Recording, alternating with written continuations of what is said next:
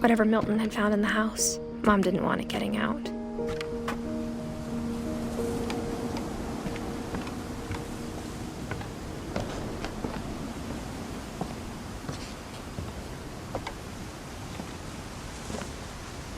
Mom definitely blamed Edie, but I think Louis blamed himself. After he graduated, he just spent more and more time in his room. Until Mom got him a job at the cannery.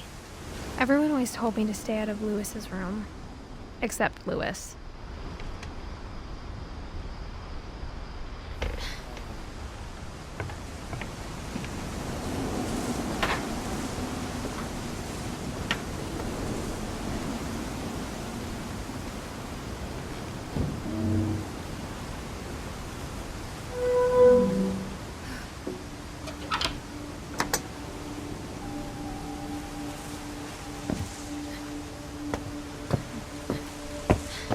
Louis's room smelled very, very familiar.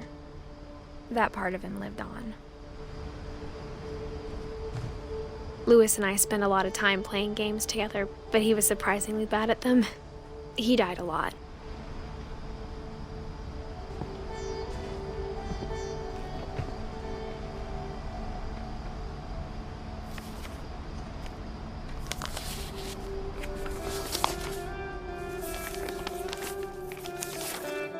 Dear Mrs. Finch, as Louis's psychiatrist, I can understand your desire for an explanation.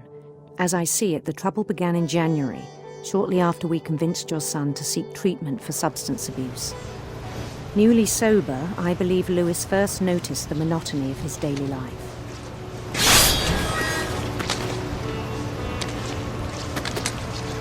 He kept working at the cannery. But he withdrew part of himself. In our sessions, I saw the same behavior. His mind began to wander. I asked him to describe it. He said he started small, imagining a labyrinth. He'd feel his way about. Then something moved. Bats. And toads.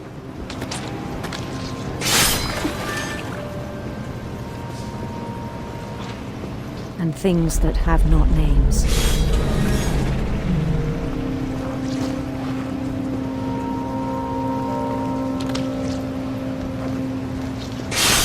He knew it was all in his head.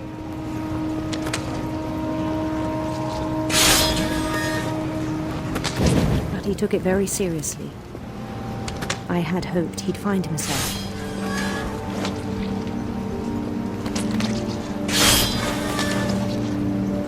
But he found something more.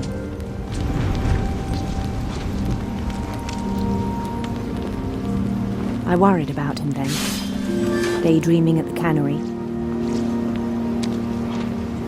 I spoke with his boss. But he said Louis had become a model employee. Methodical, tireless, focused.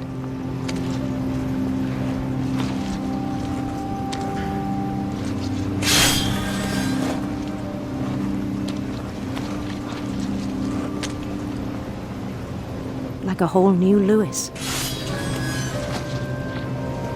So I let him go on.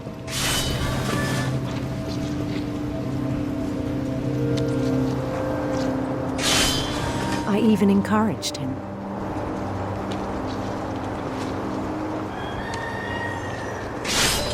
It seemed very promising at first.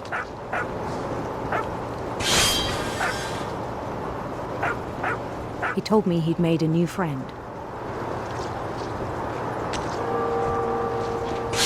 On the edge of a city he named Louis Topia. He built the city up slowly, brick by brick. Then he made musicians.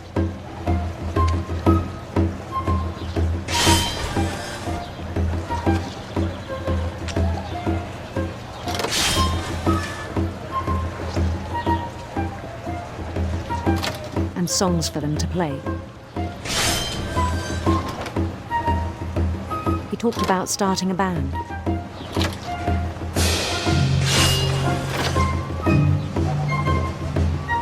And he was always humming something. Every day his imagination grew stronger.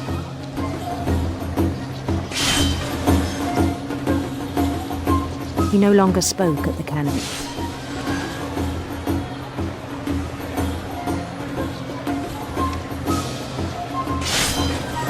But his chopping was as reliable as ever. Then one day it struck him that all the cheering crowds, even the stones under his feet, were all in his imagination. So he could do whatever he wished.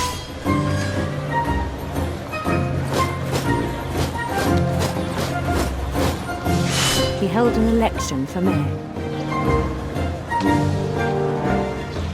And he won.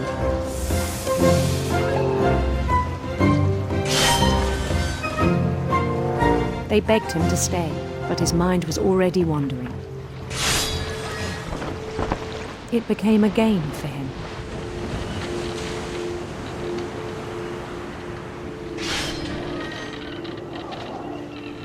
He'd conquer a city, then immediately push on. New Louisville. St. Louis.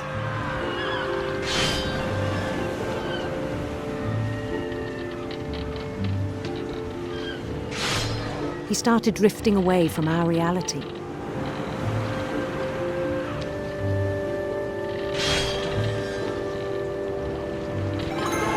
Minneapolis, until one day he forgot to go home from the cannery. Even as his mother pleaded with him, part of Louis kept sailing on.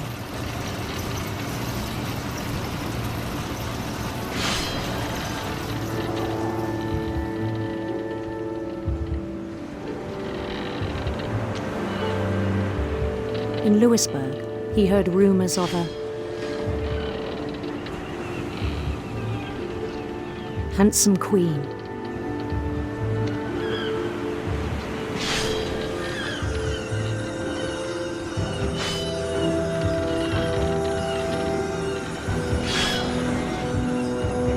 The queen was on her own quest for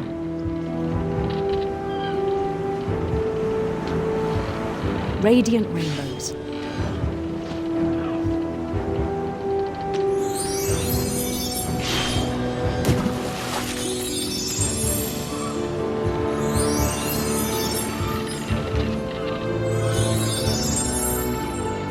He followed the sound of her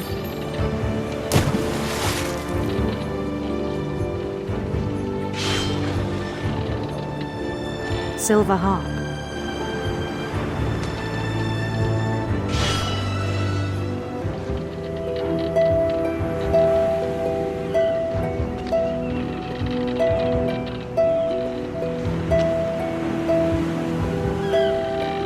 His chase led him to a golden palace east of the sun and west of the moon.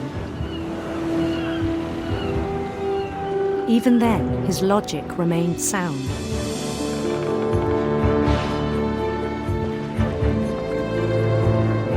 He knew the world was all in his imagination.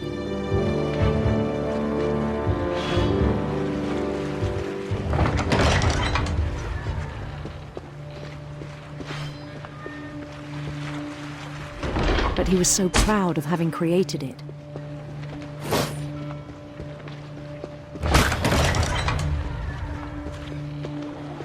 In his own eyes, he'd become something greater than a king.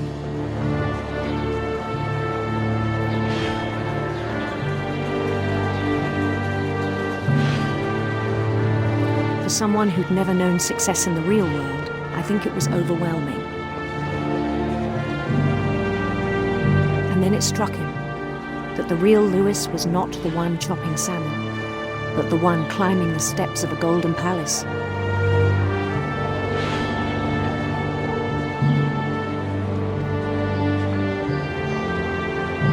My imagination is as real as my body, he told me. It was hard to argue with him.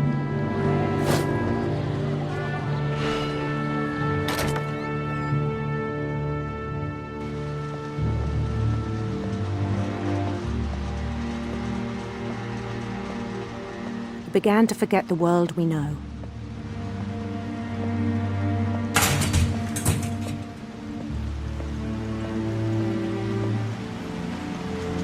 I think it pained him to remember Lewis, the cannery worker.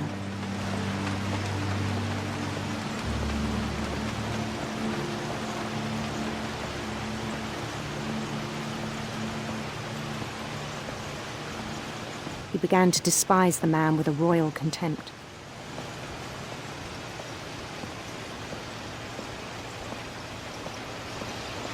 I still thought I could save him. Even after he said he was being crowned king over all the lands of wonder.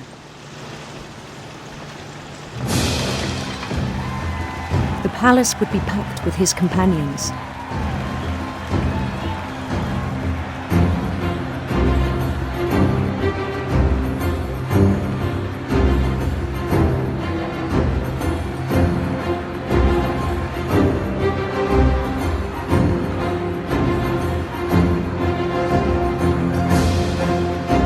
Including the wise Calico who'd insisted on advising him.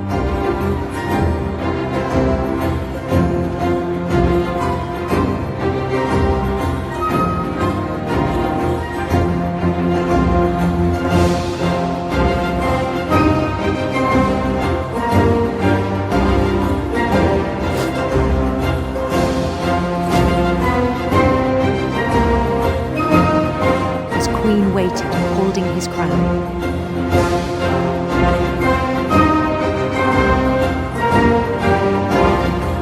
There was only one thing left to do.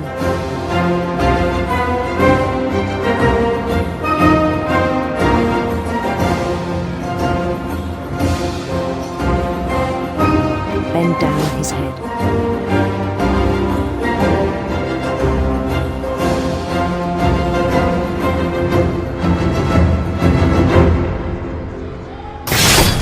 And the rest I think you know. Mrs. Finch, your son was a kind man who will be missed by all of us who knew him.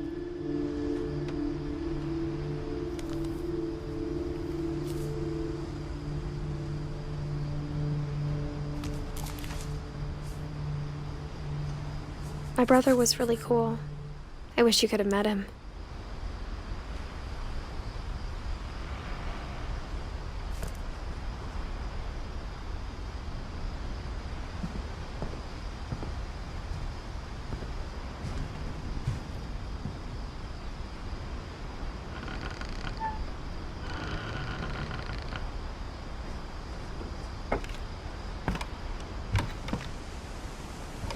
On the way back from Lewis's funeral, my mom told me to start packing. She waited until the day before we left to tell Edie. I'm not sure if she wanted to make it easier or harder. I wish we'd stayed. But I understand why we left.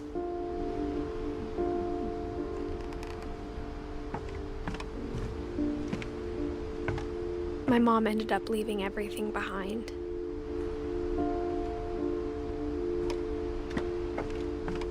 What happened that night had been coming for a long time. Maybe it should have come sooner.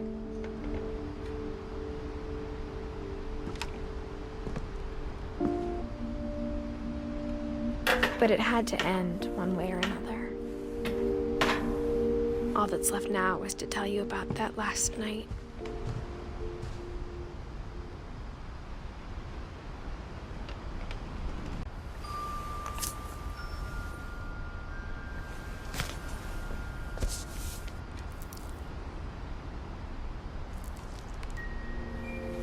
That whole last day, Edie just watched us pack and didn't say a word. Until supper, when she raised her glass and said, "To our final night together, and all our final nights apart." Grandma, you know what I said about alcohol. Some of your medications are very Edith, specific. I left a present for you in the hallway. Why don't you go open it? The grown-ups have to argue now. I'm sorry, you're right. We're all leaving tomorrow. Let's just enjoy our last... I'm not leaving. Edith, you're excused.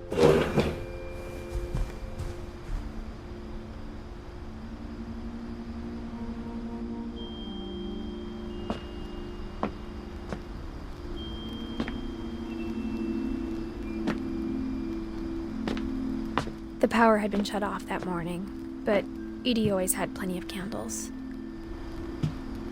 When my mom sealed the library, I don't think she knew about the other entrance. Or that Edie had a key to it.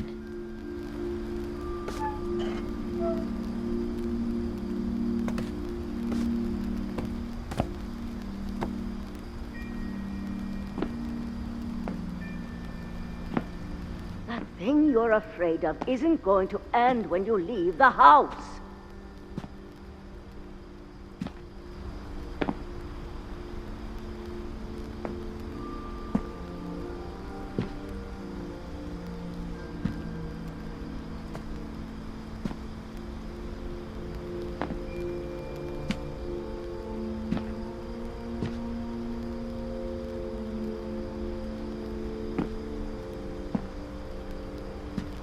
Edith has a right to know these stories.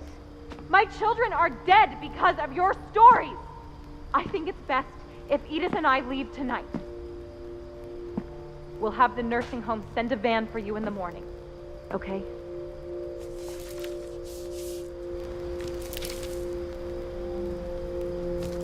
Dear Edith, there's so many stories I wish I could tell you, but there's only time for one.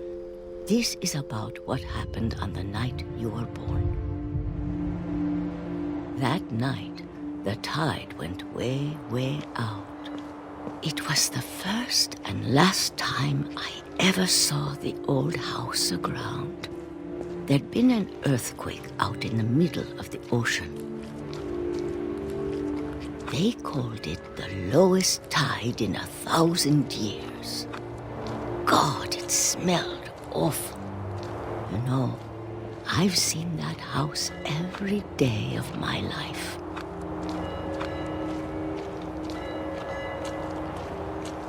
But I never thought I'd go back to it. When the fog rolled in, I lost my way.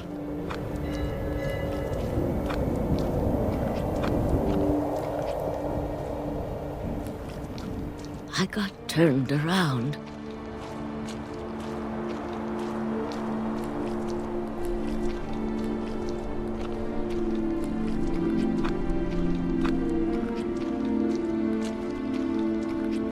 I started seeing things.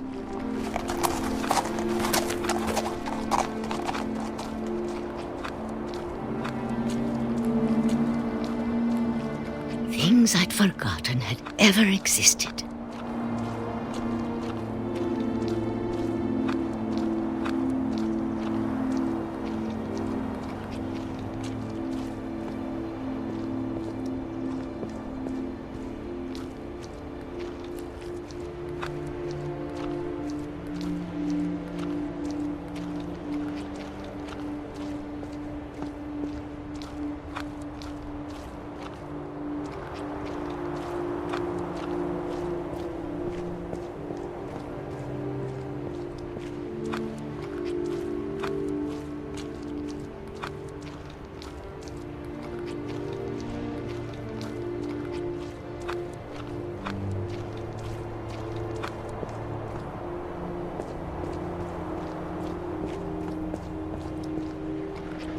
But when I saw them, they felt like old friends. That night, a lot of things came back to me. Or maybe I came back to them.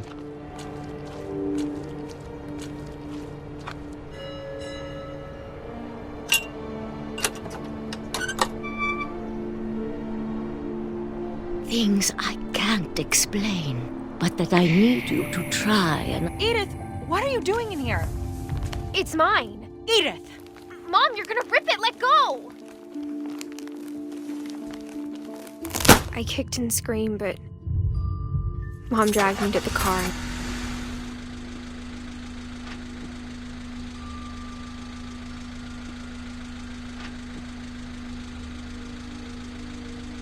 I never saw Great-Grandma Edie again. The next morning, the van came to pick her up, but she was already gone. After that, we moved around a lot.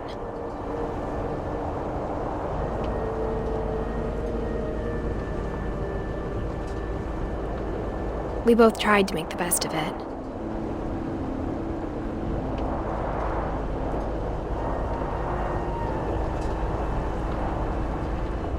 A few years went by.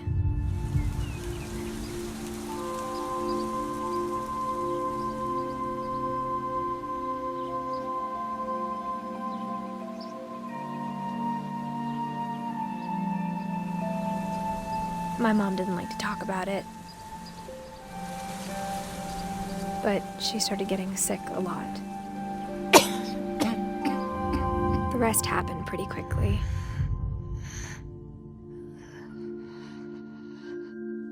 She got better for a while, and then she didn't.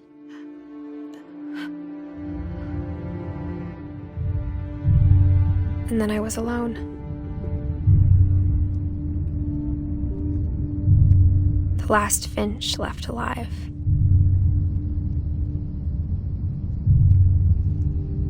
Until I found out about you. I'm still not sure what to tell you about all this. If we lived forever, maybe we'd have time to understand things. But as it is, I think the best we can do is try to open our eyes. And appreciate how strange and brief all of this is.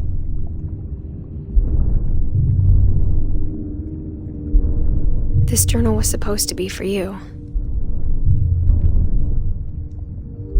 But now I hope you'll never see it. I just want to meet you and tell you all these stories myself. But I guess if you're reading this now, things didn't work out that way.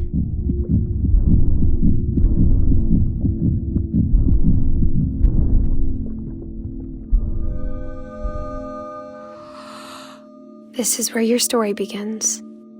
I'm sorry I won't be there to see it. It's a lot to ask, but I don't want you to be sad that I'm gone. I want you to be amazed that any of us ever had a chance to be here at all. Good luck.